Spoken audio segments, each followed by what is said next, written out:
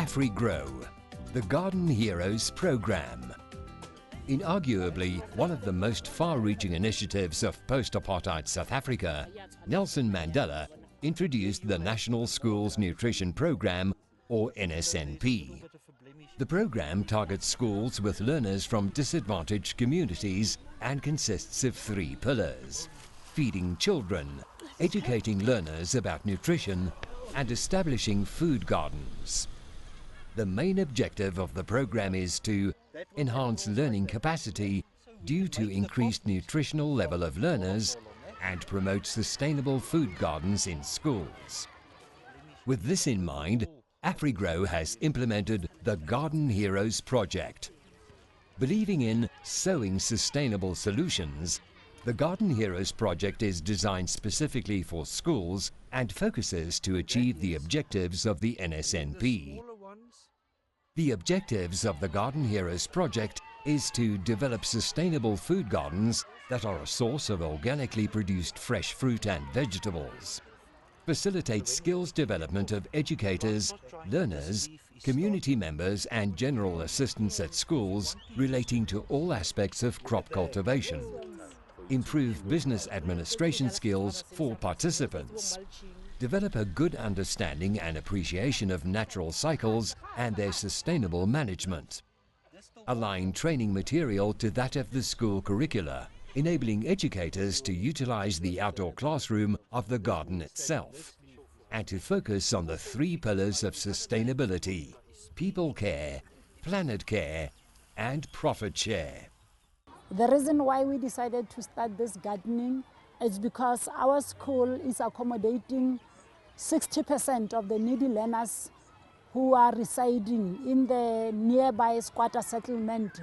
So most of these learners are coming to school hungry, and because we are having the feeding scheme in our school premises, our intention is to supply the scheme with fresh vegetables.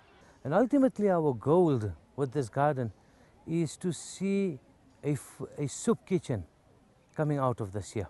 On a weekly basis, we, to the less privileged, to the homeless, to the orphans, from the school side, we contribute back towards community.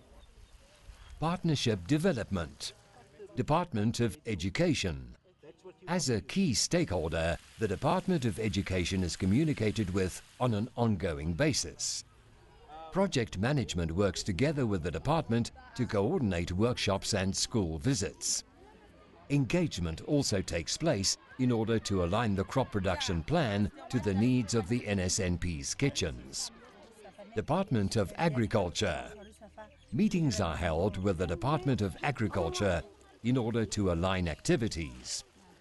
Community Works Program, or CWP. In many of the school's gardens, there is active involvement by members of the CWP.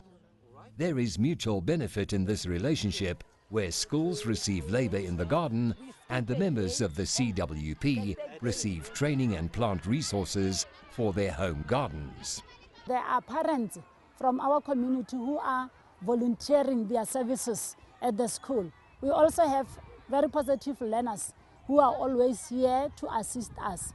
I'm doing garden because I have passion for the garden, to help all our needy learners at our school and the parents who are not working, who are also need. Even in weekend, we are here at school. During the holidays, we are also here at school. Every day, we knock off at 6 o'clock p.m. or sometimes 7 o'clock. The schools. Assessments were carried out at 128 schools in the Greater Rustenburg area and engaged with. Schools are divided into 6 circuits according to their location. Within each circuit, a champion school was selected that was geographically central to the circuit and that displayed leadership in terms of production potential and learner and community involvement. Each school received a unique project ID and file. Schools were further grouped into subgroups for the purpose of coordinating visits. The exciting thing about the entire thing was to get the kids involved into the entire project. And as you can see behind me, this garden has become part of them and they become part of the garden. The visitors to Mount Sarah will see is that we don't actually have a lot of arable land here. So we have decided that to do sustainable gardening, we're going to make a plan. And the plan has been to get these bathtubs, to dig holes in the, dig up the bricks, and to start somewhere, teaching these children sustainable gardening, how to feed themselves, how to grow seeds. They've enjoyed it thoroughly and they've seen that when you put a seed in the ground, it grows. When you water a plant, it grows. Am I right? Yes. Do you love your plants? Yes. Okay, and your vegetables. And we're going to eat our tomatoes and our onions very soon, sir, despite our challenges that we've had. Skills development. Workshops. If they didn't provide those workshops, we wouldn't know how to manage these gardens. The training curriculum was designed according to the assessed needs of participants, and 6 modules were developed, namely Introduction and Planning, Soil Management, Water Management, Production, Sustainability, and Medical Herbs. To see these kids developing themselves and nurturing themselves and educating themselves in this year is just phenomenal. This is done on a purely voluntarily basis from their sides. And on a very, very regular basis, we'll have the kids coming to us and asking us questions regarding soil, regarding fermentation, regarding pesticides, regarding growth, all of these type of things. It's something that we've never experienced before. Training visits. Visits to individual schools take place in the period between workshops to monitor the level of understanding of workshop content, to assess the level of implementation, and to assist on the ground where necessary. They are monitoring us on almost on weekly basis. They are here to monitor us, and where they realize that we are having some challenges, they bring things to support us. Infrastructure, tools and equipment. A set of tools is provided for each project.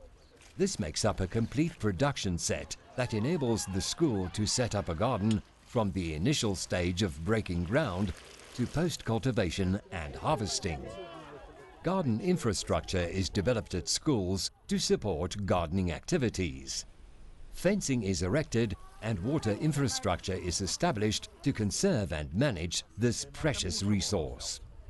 There is a strong focus of rain catchment, and roof gutters are a vital aspect of this. Through AfriGrow, they brought this fence that you can see around, and now our garden is secured. They are providing the seedlings and the plankies for the gardens. Production. The production program has been developed in alignment with the NSNP's requirements at schools. Crops that are required in the school's feeding scheme are cultivated, as well as fruit trees and herbs that promote biodiversity and sustainability. We planted rows and rows of cowpeas, can you remember? Yes. And we picked them and we harvested them. And now we're going to cook soup with them for the school. We are harvesting our vegetables every 2 weeks, bi-weekly. Our intention when we harvest and the harvest is enough is to supply those families where there are orphans with fresh vegetables from our garden. And if it happens that the harvest is just enough, we can even sell. With our motto of sowing sustainable solutions, AfriGrow believe that we can make a difference.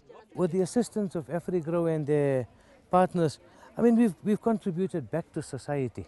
We want to teach our learners also that they mustn't always depend on buying from outside. They can use their own hands to produce food for daily living. A hungry man is an angry man. Let's try and be sustainable.